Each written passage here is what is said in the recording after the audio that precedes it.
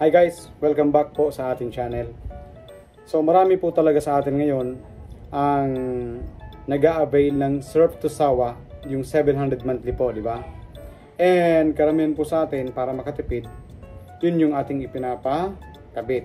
So ngayon, marami nagtatanong kung paano daw ba palitan yung password nun. Okay, dun kasi sa una kong tutorial, yung ginamit ko doon na isang application ay eto. And as of now po, sa totoo lang, hindi na po siya gumagana ngayon. Kahit sa pag-load po ng wifi natin, hindi na po talaga. Kaya ngayon po, ituturo ko sa inyo kung paano natin babaguhin or papalitan ang ating password natin.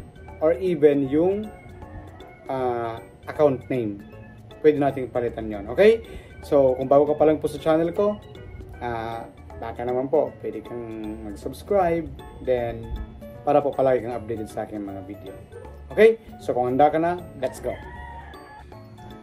Okay, so i-download nyo po itong app na to. Itong isa, yan. Ito po, itong yan, yung violet yan. Then open po natin. Pagkatapos, yan yung lalabas. Ayan. Yan po yung lalabas na. Then ilagay mo po dyan yung account number ng wifi mo po. Okay? Ito po. Itong 63877. Yan po yung account number mo. Okay? Nagsimula 63877. Then, pagka-enter mo po niyan, magpapadala doon na OTP. Okay? Then, i-enter mo po yung OTP. Yung OTP po ay ipapadala doon sa CP number na ginamit mo pag-register po dito. Then, pagkatapos niyan, ma-enter mo yung OTP, ay hihingan ka po ng 4-digit PIN. Okay? So, pagkatapos mo, mailagay yung 4, okay? Gamitin mo yung 4-digit PIN mo. I-open na natin yan.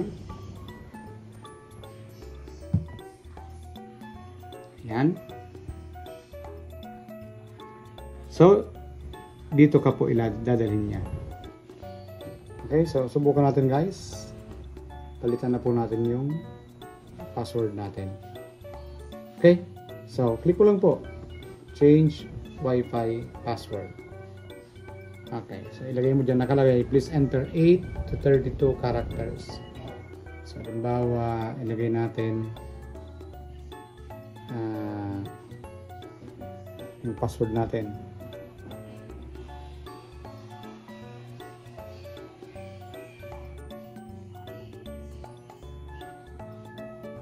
Okay, so save mo lang po. Tayo lang natin.